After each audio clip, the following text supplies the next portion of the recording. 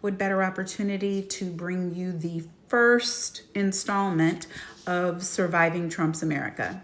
As many of you know who follow me, I'm a lawyer, I'm a crisis manager, do strategic communications, and I try to bring you everything that my experience, my expertise, my education can bring to bear so that we can live better, more thriving lives. But at a minimum, I want us to survive.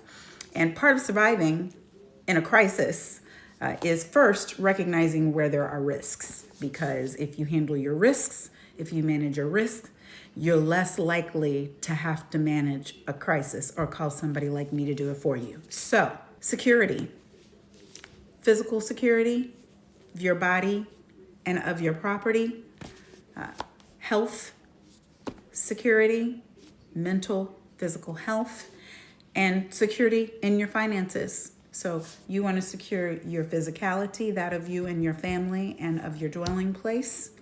You want to secure your health, all kinds of ways, because health is wealth. And then you want to secure your finances, and that's through employment, that's through knowing where your money is and what you're doing with it, all of the things. But today we're going to talk first about physical security, because in Trump's America, these folks would have us be slaves again. So, would you be able to, if you needed to just be up and out of here today?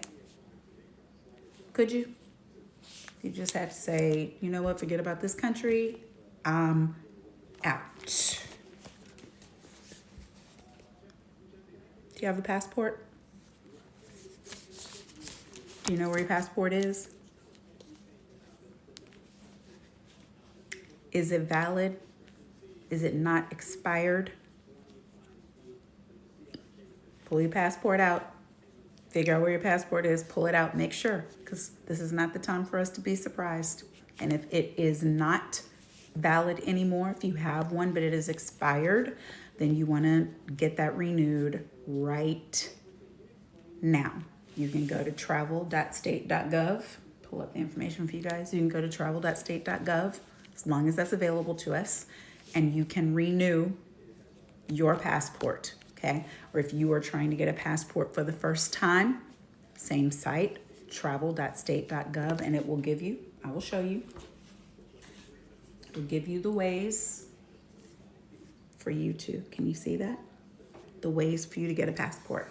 It's going to talk to you about being an adult, applying for the first time, applying for your child under 16, applying for your child who's over 16, ways to track your application status, the documents you need, all of the things. It's going to tell you all of the things. You, again, as long as this is true, if you were born in this country, then you should be able to show a certified copy of your birth certificate. The original birth certificate or a certified copy of your birth certificate should be your primary form of identification that you can either take to a passport location if you need to travel under 3 weeks and you got to get a passport real quick, or if it's over 3 weeks, there's libraries and other places. Again, you can go to the site and look up by zip code and it'll tell you where you can go, but you would need to take your birth certificate. Do you know where your birth certificate is? Trying to get a passport? Gonna need that birth certificate. If you don't know where it is, can't find it, you're gonna have to go ahead and get yourself a duplicate, which means you're gonna have to contact the county and state where you were born in order to get that accomplished.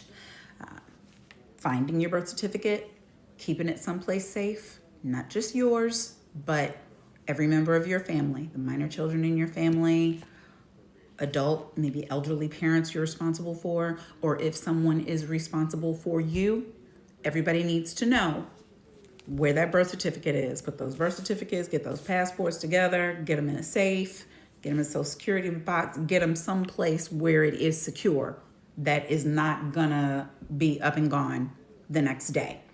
Now, children who are in school are the exception. If you have a child at college, they need their birth certificate with them, not in the family cluster. Let go of control, mom. Let go of control, dad. They're going to have to keep track of their stuff at some point. Little Johnny knows how to hold on to his lunch.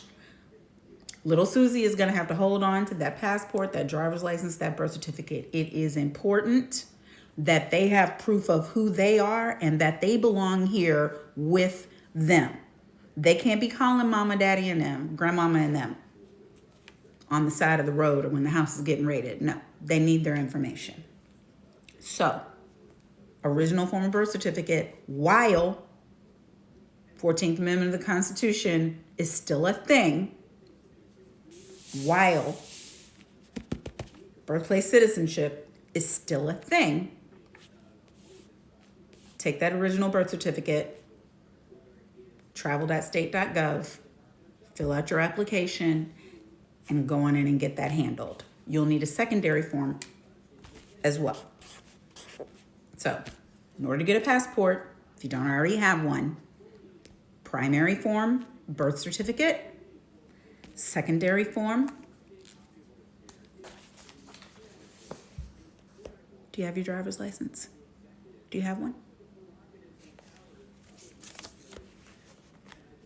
Is it valid, non-expired? You riding dirty? Got tickets on it that's caused it to not be valid? Need to go in? Been delaying on getting it updated?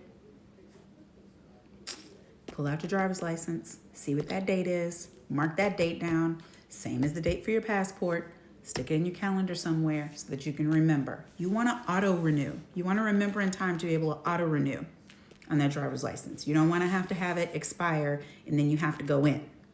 So you can look up and see if it's valid or not online. And you can look up and see if you got tickets or whatever else online. Why?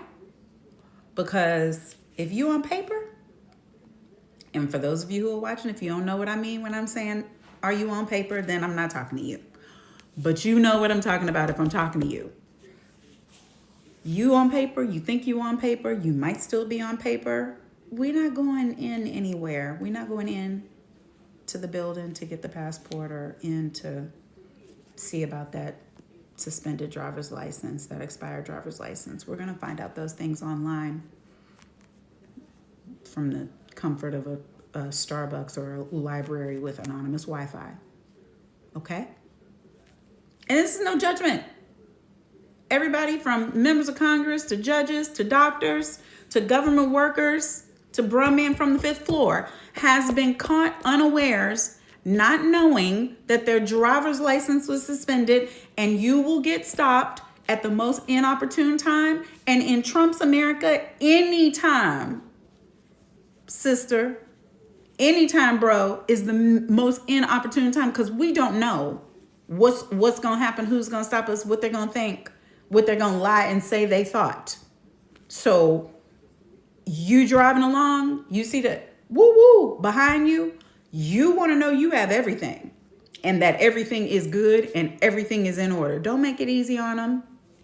This is not the time for that. This is not the time for that. So, for all of those steps I just mentioned, passport, birth certificate, driver's license, if there's any possibility anywhere, anyhow, that somebody's looking for you for something, you're not going inside anywhere to take care of anything. Just because you were previously incarcerated, though, does not mean that you cannot get your passport. Don't assume that. You have finished serving your time and paid your fines. You are supposed to be able to get a passport like everybody else. You are an American citizen with the right to be in this country and the right to leave it and come back. If you need somebody to help you with that, I suggest you locating your public defender service, civil division. The ACLU, there are a number of organizations that can help previously incarcerated citizens to figure these things out. If you think something else is going on with you that would keep you from being able to get it, whether you're worried about child support outstanding, taxes outstanding, any of those things, there are people who can help you with those. But these are your steps, All right. So that primary birth certificate, that secondary DL.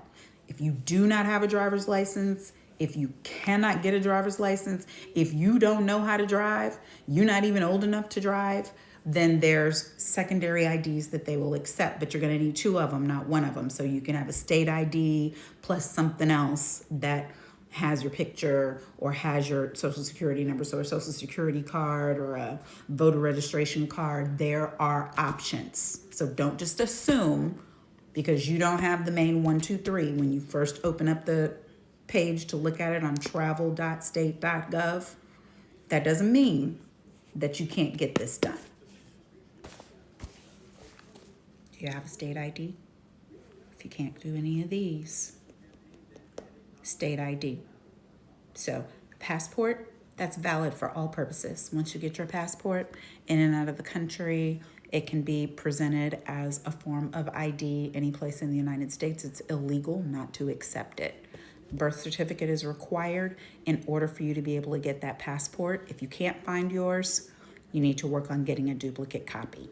That's your primary identification required for your passport. Driver's license is the secondary identification required for you to get your passport. If for whatever reason you think you can't get it, let's go work on this state ID, okay? Once you figure out where all those things are, I want you to take your phone, take pictures of all of them, take pictures of them for your children, save it in notes, save it in lockbox in your phone, wherever you put things in your phone. Y'all know how you are when you put things in your phone somewhere you don't want nobody to get it. I'm not in your business, but this stuff goes there. That's where that goes. Stop acting like you don't know what I'm talking about. That's where that goes, all right? You want to make sure that you have all of that information in case you need it for whatever purpose. If you are a brown-skinned person walking the earth, that ICE may want to act like is somebody who doesn't belong here for whatever reason. If you are a black person walking, driving, biking, jogging, living, have your identification. And let's not take chances. Right along through here, let's not take any chances. The amount of money that it would take you to, let me put it down here. Because if you don't have any of those and you're trying to get from point A to point B, I'm going to need you to get on one of these. Walk, run, bus, train, Lyft, Uber. You see what I'm saying? Walk, run, bus, train, Lyft, Uber. If you don't have valid, this is not the time for chances. This is not the time for avoidable risk. The amount of money that you will need to put together to walk somewhere, jog somewhere, bus somewhere, train somewhere, Uber Lyft somewhere is way less than the amount of money that we're going to have to put together to come get you out of somewhere. You understand me? This is not that. And I'm talking to everybody, okay? No exceptions. Man, woman, boy, girl, rich, poor, a lot of education, a little education, young, old. Don't do it. You feel me? Okay, I'll be back with the second installment. We're going to talk about health next. But in the meantime, now, because we don't know what's going to change. People are getting fired at the drop of a dime for no cause in positions that are supposed to be secure, where they're supposed to have due process rights, and it's just happening. So we don't have warning for things. We don't, if you're not yet prepared, now is the time for all of it. All right? I love you a whole lot. I'll be back soon.